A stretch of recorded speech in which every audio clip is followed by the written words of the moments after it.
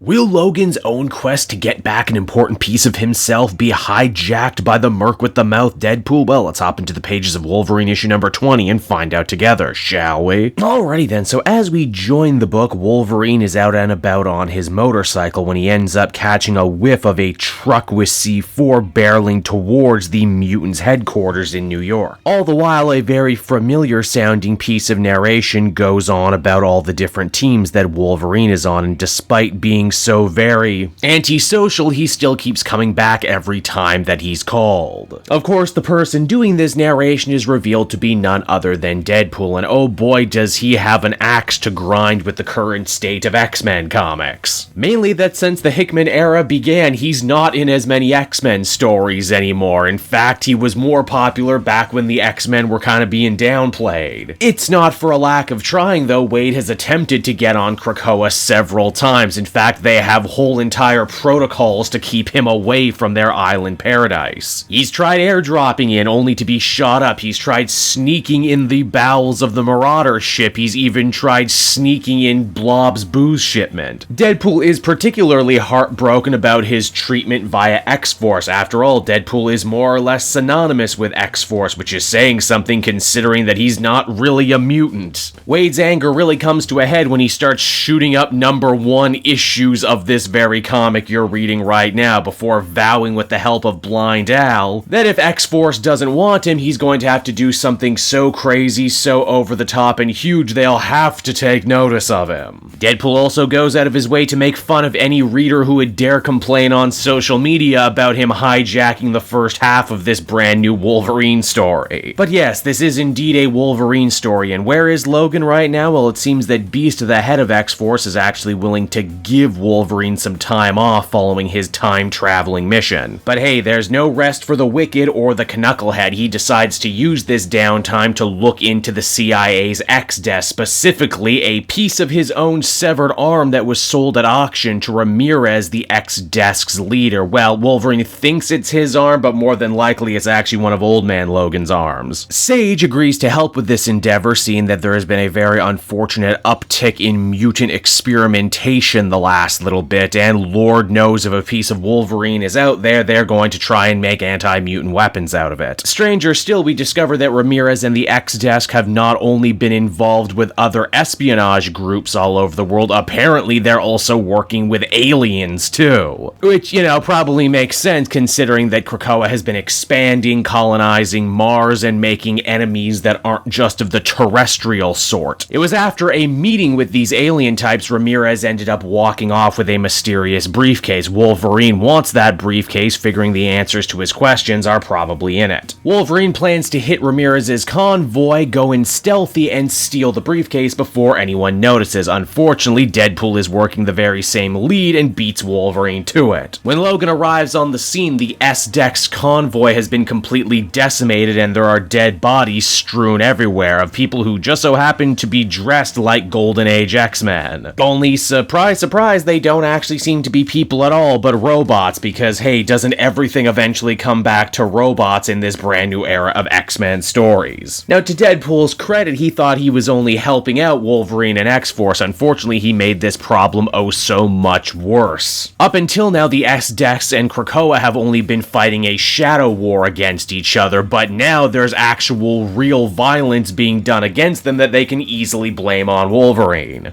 But wouldn't you know it, as the comic comes to a close, Wade ends up being the bearer of even more bad news, saying that Ramirez and the X-Desk and the CIA are only the tip of a much bigger iceberg involving Danger. Oh yeah, remember Danger, everyone? The sentient form of the Danger Room, sometimes a villain to mutant kind, sometimes an ally. Again, given the emphasis on robots, I guess it was only a matter of time before they showed up again. And so that was Wolverine issue number 20, everybody, and overall I thought it was fine. Not great, but fine. I'm sure a lot of people who have been clamoring for the return of Deadpool to the greater X-Men comics are going to be really happy because he's here, he's quippy. I don't necessarily think I would call this version of him funny. I know comedy is a hard thing to do and it's completely subjective, and Benjamin Percy is good at a lot of things. But, you know, I can't say I slapped my knee a lot reading his other work, and I definitely didn't do that here either. Then again, they are going for a more grating version of Deadpool to act as foil to Logan, and that works. works. Bringing Danger back was certainly unexpected. I know in this brand new post-Krakoa era of X-Men, it feels like they've already used up all the AAA X-Men villains or redeemed them. So the deeper cuts into X-Men lore are certainly appreciated, even if I feel like most of the brand new villains they've dug up are weird aliens or forgotten robots, which is fine, but you know, they're no Mr. Sinister, they're no Magneto for a reason. Overall, I'd feel comfortable giving this one a 7 out of 10. I enjoyed it enough, and I'm sure you will too. Though I'd also be lying to you if I said I wasn't at a point in my X-Men reading where I feel like I could probably make some cuts in the next couple weeks and months.